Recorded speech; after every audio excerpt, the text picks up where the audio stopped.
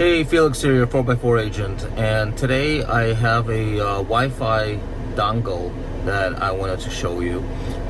Full disclosure, the company who makes this reached out to me and they offered to send me one to check it out and do a video about it. So I agreed. I told them as long as I have full freedom to express my opinions, good or bad, then go ahead and do it. So they agreed. So they sent it to me, and I've been testing it out, and here's my honest review. So this is the Belize wireless CarPlay dongle. It's an Android-based system. It is currently like $182 on Amazon.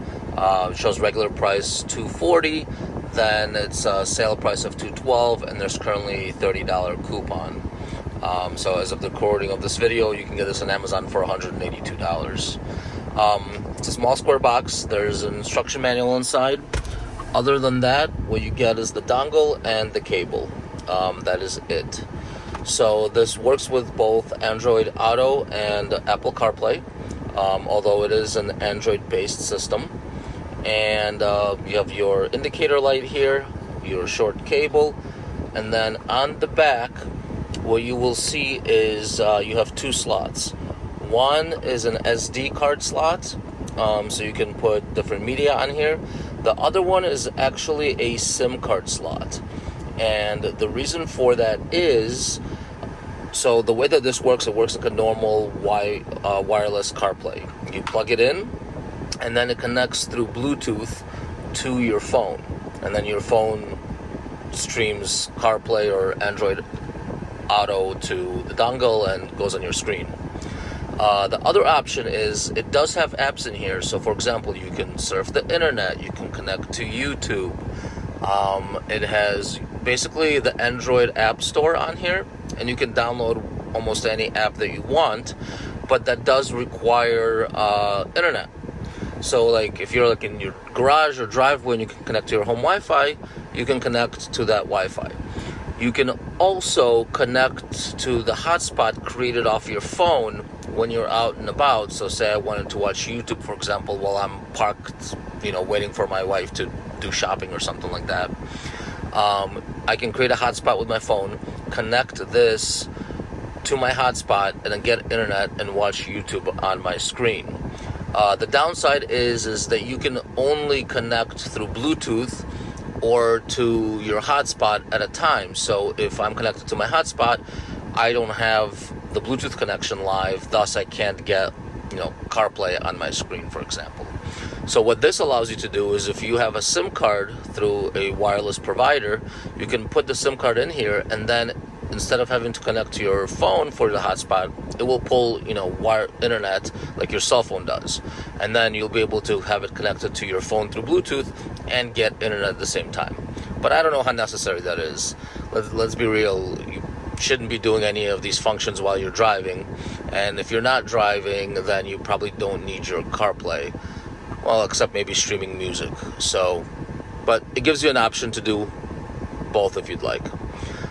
During my testing, I found that it works really great off of that CarPlay port. The one in your center armrest, I was not able to get it to work, but as we know, the CarPlay port that's in your center armrest is kind of finicky and doesn't even work half the time by plugging your phone straight into it. So just so you know, I was unable to get it to work from the port here. It worked flawlessly from the port in the dash. It's not tiny. It's not huge. Like here it is in my hand. You could always get a longer cable and mount it somewhere, on the side.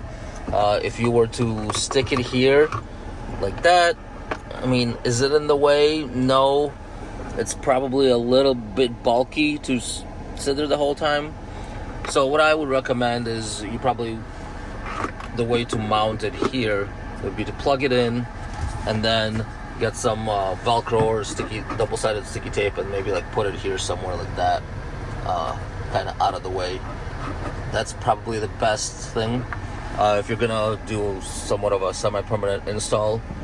Otherwise, you could keep it here if that doesn't bother you. Again, I would use some sort of double-sided Velcro or sticky tape or something, because you may need to access that at some point. If your car won't turn on and you have to throw it into neutral, that's where that lives. But let's go ahead and plug it in, and I'll show you how it works and what the different features and options are. Alright, so I'm recording this on my GoPro. I have the phone here. It's an Apple iPhone 14 Pro Max. So we're going to go ahead and plug this in so that you can see the whole process.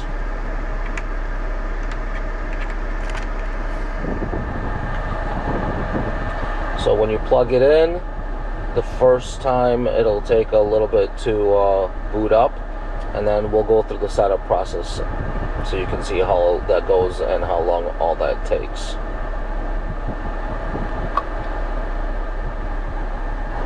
There's the screen. Okay, and it is loaded. Let me just get that out of the way so you can see better. Okay, so when you first get in here, you're going to see all these different options.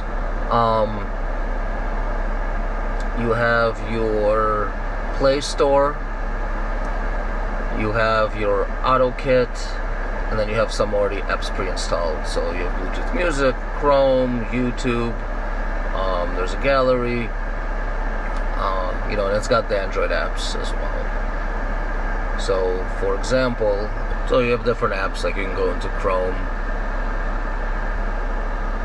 search the web, there's a keyboard that comes up.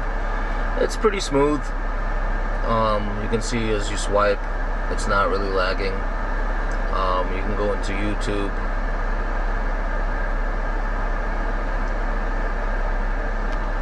There's an example Tonight, of the YouTube. deadly trail of destruction as a tornado sweeps across a Texas town. The terrifying moments as the twister tore through, leaving much of the town. And now if you want to connect to CarPlay, you click on the AutoKit, and it says to please connect Bluetooth to AutoKit. So that is when you get your phone, you go to your Bluetooth settings,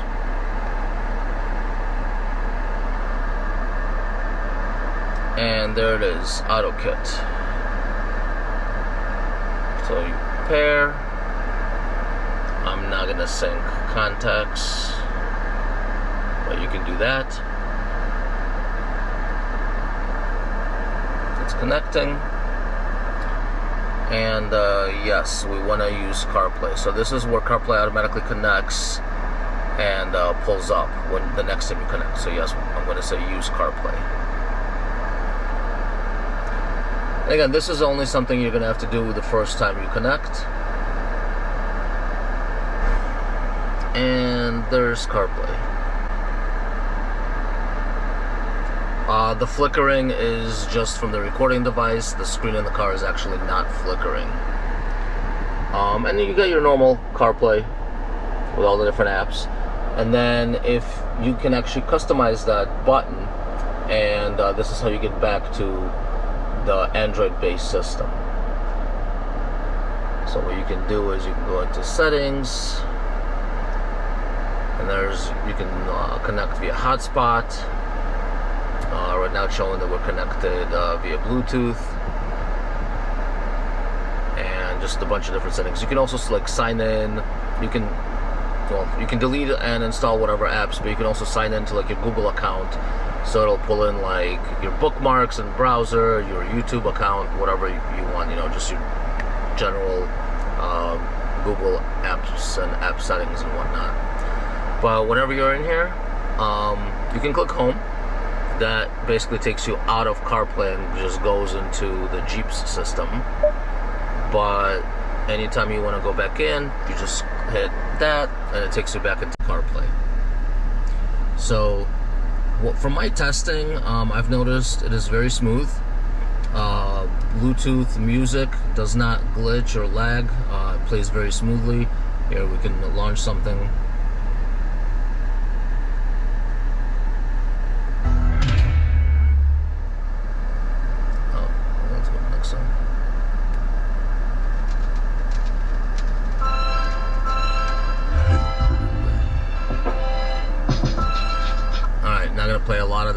because I don't want to get a copyright strike.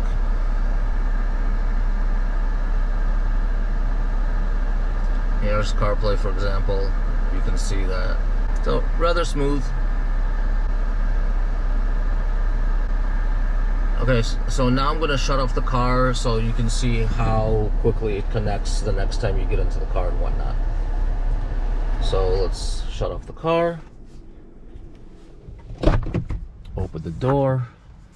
Close the door. Give it a second. Okay, so the car is off, the screen is off. I can lock it and unlock it just to get it to completely reset.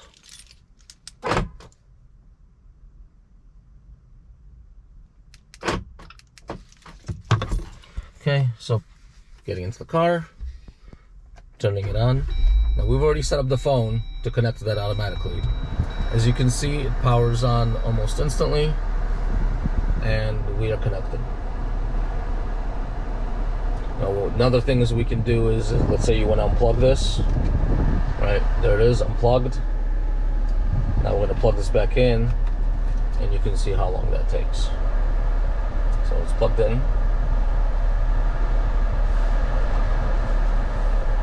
The box is powering on.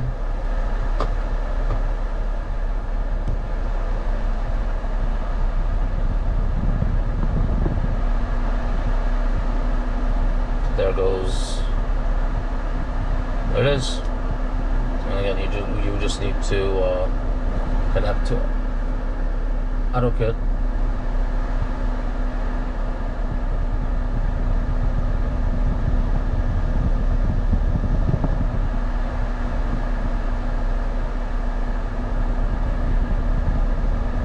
There's CarPlay.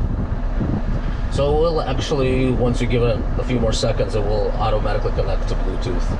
I just didn't give it enough time. Here, I can demonstrate that. So we're going to go ahead and plug it again. Plug it back in.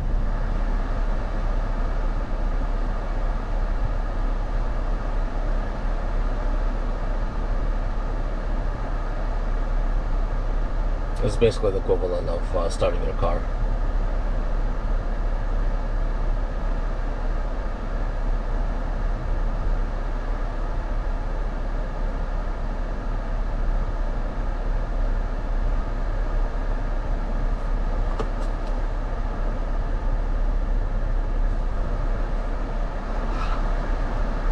And we did tell it to automatically boot up CarPlay, so it should just do that.